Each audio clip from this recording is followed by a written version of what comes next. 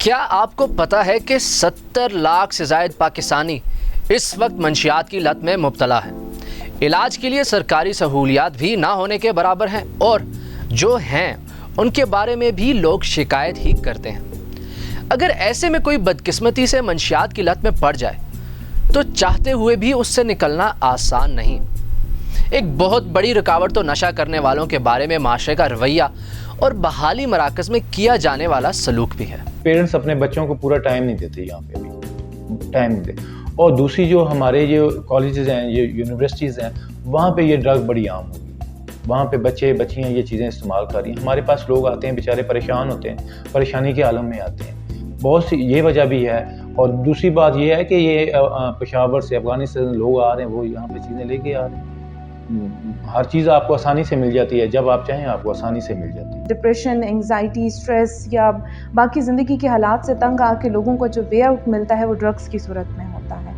تو ایک یہ وجہ بھی ہے، اور کہیں نہ کہیں فیملی ایشوز یا فیملی پرابلمز، فیملی کانفلکٹس کی ایک بہت بڑی وجہ بنتے ہیں لوگوں کے ڈرگس کی طرف جانے میں، جس میں عموماً جو ہمارے والدین ہیں وہ جب پیشنٹس پہ یا کوئی بھی انڈیویژل ہے اس پہ توجہ نہیں دیتے تو بھی ایک فیکٹر بنتا ہے ڈرگس کی طرف جانے۔ ہر سال 26 جون کو اقوام متحدہ کی جانب سے دنیا بھر میں منشیات کے استعمال اور اس کی غیر قانونی اسمگلنگ کے خلاف عالمی دن کے طور پر منایا جاتا ہے۔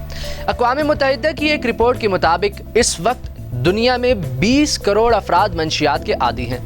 اس وقت پوری دنیا میں منشیات کی سب سے زیادہ مانگ یورپ میں ہے، جہاں تقریباً 75% لوگ ذہنی دباؤ اور دیگر امراض سے وقتی سکون حاصل کرنے کے لیے منشیات کا سہارا لیتے ہیں۔ یہی چیز پھر ہمیں ہالی ووڈ کی فلمز اور سوشل میڈیا پر دکھائی جاتی ہیں، اور اس لعنت کو ہمارے معاشروں میں عام کیا جاتا ہے۔ پہلے ہوتا تھا کہ لوگ جاتے تھے ڈرگ لے کے آتے تھے، انہیں ڈر ہوتا تھا ہم جائیں گے پکڑے جائیں گے، اس طرح کی چیزیں ہوتی تھی۔ لیکن اب کیا ہے، وہ گھر بیٹھ کے آن لائن آرڈر کرتے ہیں، نہ آپ کو یہ ڈر کہ پولیس پکڑے گی نہ کوئی اور۔ تو ان چیزوں کو کنٹرول کرنا حکومت پاکستان کا کام ہے۔ اگر گورنمنٹ لیول پہ، نیشنل لیول پہ اس چیز کو میڈیا کے تھرو پروموٹ کیا جائے، یا اس کو اویئرنیس لوگوں کو دی جائے کہ ڈرگ ایڈکشن سے کیسے دور رہ سکتے ہیں، ٹریٹمنٹ فیسلٹیز کون کون سی ہیں، کیونکہ ہمارے ہاں بہت سے لوگ اس طرح کے ہیں جن کو اس چیز کے بارے میں کوئی اویئرنیس نہیں ہے، کوئی انسائٹ نہیں ہے کہ ہم نے ایڈکشن کا ٹریٹمنٹ کیسے کروانا ہے۔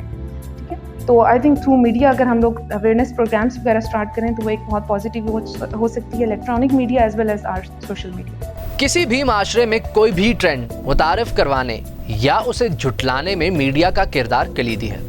سوشل میڈیا اور مین اسٹریم میڈیا نشے کی اس لعنت کو ہمارے معاشرے سے ختم کرنے میں اہم کردار ادا کر سکتے ہیں۔ نشے کے عادی افراد اسی معاشرے کا حصہ ہیں۔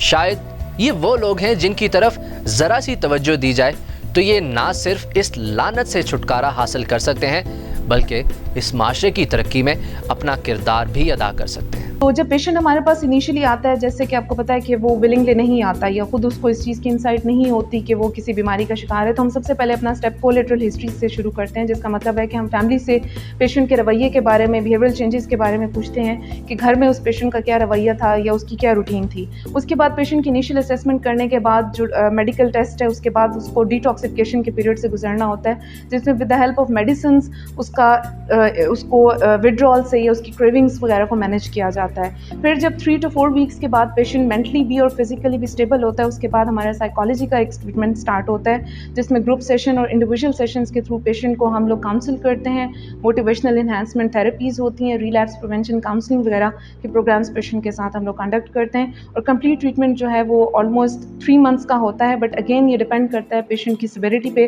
کہ پیشنٹ کس کنڈیشن میں ہمارے پاس آیا ہے۔ پیشنٹس جو یہاں سے ٹریٹمنٹ کمپلیٹ کروا کے جاتے ہیں، جن کی فیملیز ان کے لیے سپورٹیو ہیں، فیملیز بھی ایک افیکٹو رول پلے کرتی ہیں، اور اس کے ساتھ ساتھ پیشنٹ یہاں سے ٹریٹمنٹ کمپلیٹ کرنے کے بعد جب وہ یہاں کے بتائے گئے اسٹینڈس کو فالو کرتا ہے، and secondly follow up sessions کے لیے ہمارے پاس آتا ہے، تو وہاں ان پیشنٹس میں ریکوری ریٹ بہت اچھا ہے۔